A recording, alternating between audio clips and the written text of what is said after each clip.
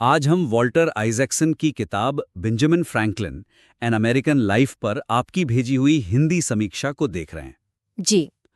तो पहली बात जो मुझे लगी वो ये है कि आपकी समीक्षा फ्रैंकलिन के जीवन के जो मुख्य पड़ाव हैं उन्हें तो ठीक से बताती है। हाँ, मतलब जानकारी तो है उसने। हाँ, जानकारी है, लेकिन पढ़ने वाले को शायद ये ठीक से समझ ना आए कि भाई इस रिव्यू का अपना खास एंगल क्या है, मतलब कोई नया निष्कर्ष या नजरिया। सही कहा।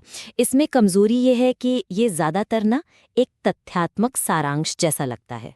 फ्रैंकलिन की जिंदगी, उनकी खोजें, उनका रोल, ये सब बताया है। हाँ, जो ठीक है, उपयोगी है। हाँ, उपयोगी है, पर ये नहीं पता चलता कि ये रिव्यू क्यों पढ़े। खासकर अगर किसी को फ्रैंकलिन के बारे में थोड़ा बहुत पहले से पता हो।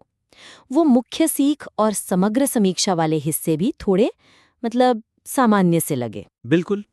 तो सुझाव ये है कि समीक्षा एक ज्यादा स्पष्ट, एक अनोखा दृष्टिकोण अपनाएं। सिर्फ जानकारी देने से आगे बढ़े, कोई तर्क हो, कोई विश्लेषण हो। जैसे कुछ उदाहरण दे सकते हैं? हाँ, जैसे कुछ दिशाएं सोच सकते हैं। क्या ये रिव्यू इस बात पर फोकस कर सकता है कि फ्रैंकलिन के जो सिद्धांत थे, जैसे वो व्यवहारिक आदर्शवाद वाली बात, मतलब बड़े लक्ष्य रखो पर जमीन से जुड़े रहो, वो आज के भारत में शायद युवाओं या उद्यमियों के लिए कैसे काम के हैं? अच्छा पॉइंट है। या फिर आइजैक्सन ने जैसे फ्रैंकलिन को दिखाया है, उसकी थोड़ी आलोचनात्मक समीक्षा करें, जैसे उनके स्वार्थ और समाज हित वाले संतुलन पर शायद कोई सवाल उठाएं। और वो जो समग्र समीक्षा में लिखा है कि ये लीडरशिप, नवाचार, आत्मविकास के लिए अच्छी है, उसकी जगह ये बताएं कि ये किताब कैसे इन चीज़ों पर कोई नई रोशनी डालती है। शायद फ्रैंकलिन की नेटवर्किंग स्किल्स आज क्या सिखा सकती हैं, उस पर बात करें। किसी किताब पर तो खैर बहुत कुछ कहा जा सकता है। आपकी समीक्षा क्या खास दे रही है, वही उसे अलग बनाएगा। सही बात है, वरना सिर्फ तथ्यों का ढेर हो जाता है। हाँ, और पाठक शायद थोड़ा कंफ्यूज हो जाए, जबकि एक मजबूत एंगल उसे एक दिशा देता है।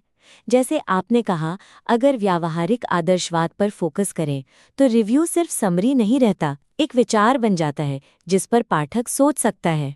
अच्छा, और इसी नजरिए वाले पॉइंट से जुड़ी हुई एक और बात है जिस पर ध्यान देना चाहिए, वो है फ्रैंकलिन के चरित्र का चित्रण। हाँ। देखिए, आपकी समीक्षा उनकी उपलब्धियां तो बहुत गिनाती है, पर उनके व्यक्तित्व की जो जटिलताएं हैं या उनके समय के जो शायद कुछ विवादास्पद पहलू हों, उनको गहराई से नहीं छुआ है, आप ये कह रहे हैं? हाँ, बिल्कुल। इसमें दिक्कत यह है कि फ्रैंकलिन की जो छवि बनती है, वो थोड़ी मतलब एकदम परफेक्ट, प्रेरणादायक, सेल्फ मेड मैन वाली है।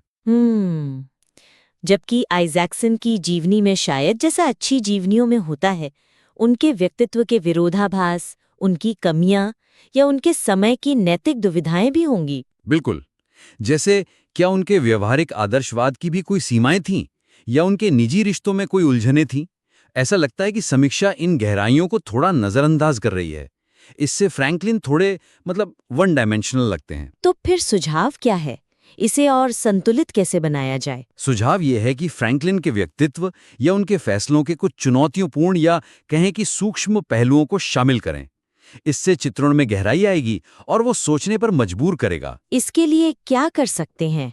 मतलब कुछ उदाहरण? हाँ, जैसे क्या आइजैक्सन ने फ्रैंकलिन की किसी कमी या गलती का जिक्र किया है? उसे संक्षेप में शामिल करने से एक ज्यादा यथार्थवादी तस्वीर बनेगी। या फिर वो जो स्वार्थ और समाज हित का संतुलन था, क्या उसमें कभी कोई तनाव या कोई नैतिक दुविधा दिखी? उसका जिक्र करने से समीक्षा गहरी हो सकती है। अच्छा। और सिर्फ उपलब्धियों पर ही फोकस ना करके, क्या उनके किसी विचार या काम का उस समय के हिसाब से कोई विवादास्पद पहलू था जिसका छोटा सा जिक्र हो सके? जैसे शायद गुलामी जैसे मुद्दे पर उनके विचार कैसे बदले, उस संदर्भ में कुछ कहा जा सकता है। हाँ, और ये इसलिए भी ज़रूरी है शायद क्योंकि जब हम किसी ऐतिहासिक हस्ती की जटिलताओं को दिखाते हैं, तो हम पाठक को सिर्फ एक बनी बनाई छवि से आगे सोचने का मौका देते हैं। बिल्कुल। फ्रैंकलिन की महानता शायद इस बात में भी थी कि वो अपने समय की नैतिक उलझनों से कैसे जूझे, है ना? उनकी मानवीय कमियों को मानने से उनकी उपलब्धियां कम नहीं होती, बल्कि ज्यादा विश्वसनीय लगती हैं। सही कहा।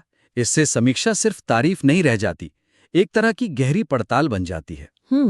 तो अगर संक्षेप में कहें तो इस समीक्षा को और असरदार बनाने के लिए दो मुख्य सुझाव हैं।